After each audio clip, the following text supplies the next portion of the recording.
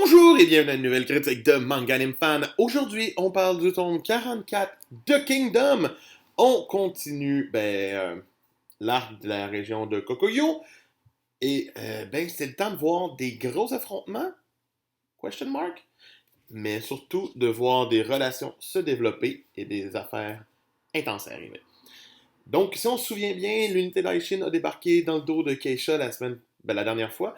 Et ben, continuent leur attaque pour essayer de tuer le général adverse.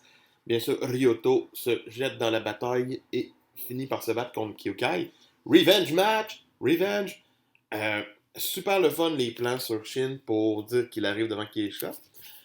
Encore plus le fun de voir que Keisha n'est pas une petite chenoute qui va mourir rapidement parce qu'ils vont se battre quand même à coups d'épée et que Keisha fait mal à Shin. Pendant ce temps-là, comme j'ai dit, Ryoto va se battre contre Kyokai, mais bien sûr, Shin va gagner son combat. En très peu de temps quand même. Mais il va gagner le combat contre l'araignée, contre Keisha. Et Kyokai, même affaire, va gagner son combat et être secouru par Shin à cheval. Ce qui est magnifique à voir aller.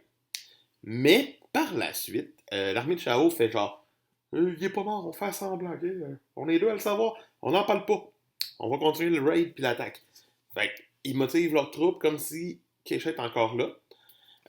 Ce qui est une bonne idée, ce qui fait changement de voir que malgré la mort du général, il y a des ennemis qui peuvent continuer d'attaquer.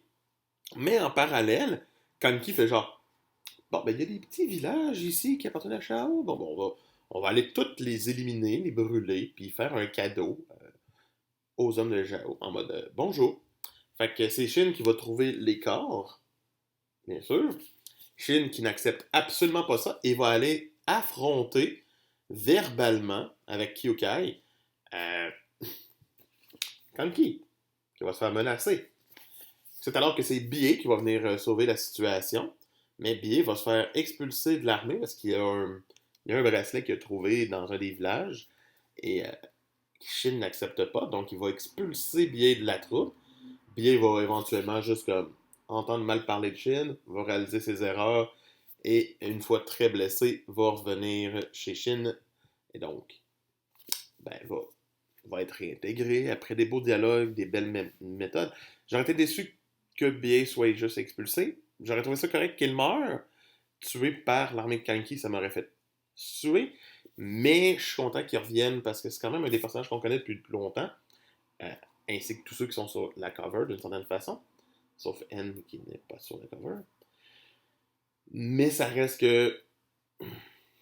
C'est ça. C'est un développement de personnage. Par la suite, on finit le tome sur la découverte du cadeau que Kanki fait à l'armée,